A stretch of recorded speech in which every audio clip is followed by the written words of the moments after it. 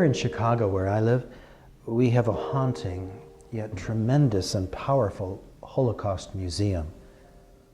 Recently at the museum, Auschwitz survivor Fritzi Fritschall shared her first-hand account of horror and indescribable suffering, riding in a boxcar, sitting next to her grandfather who died on the sojourn, to the Auschwitz concentration camp, and then working at a women's factory while starving, and finally being liberated by Soviet forces before moving to Chicago in 1946 to live with her dad.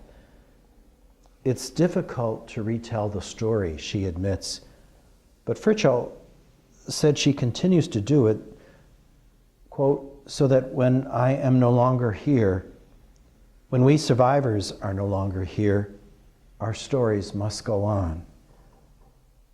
She warns students time and again, we cannot be indifferent to evil. We cannot shut our eyes to it and pretend that we just don't see.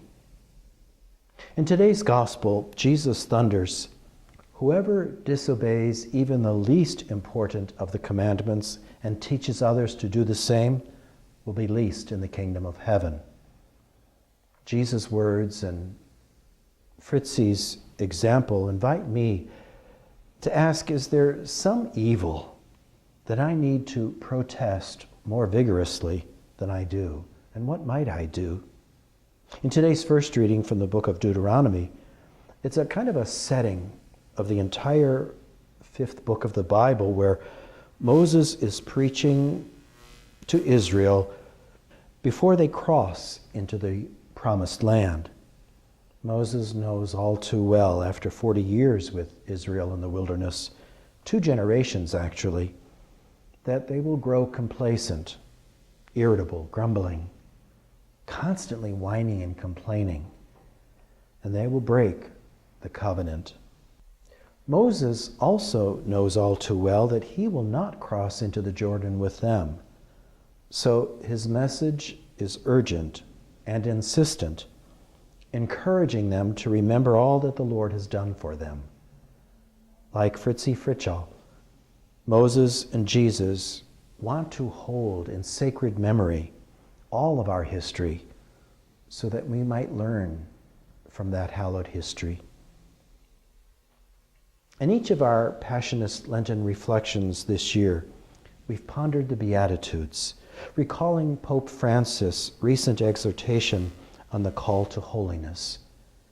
Today's gospel passage is taken from chapter 5 of Matthew, the Sermon on the Mount, the end of the Beatitudes actually. And today's passage occurs immediately after Jesus announces how blessed are the pure of heart, or the peacemaker, or those hungering and thirsting for justice. As I write these words, immigration is a major issue in our nation. Do I really understand the misery from which so many refugees are trying to escape? Is it a land of comfort, a milk and honey that they're searching, or simply a home where they could pass on to their children the most precious gift of authentic faith, principles they stand for? We cannot shut our eyes and pretend that we don't see.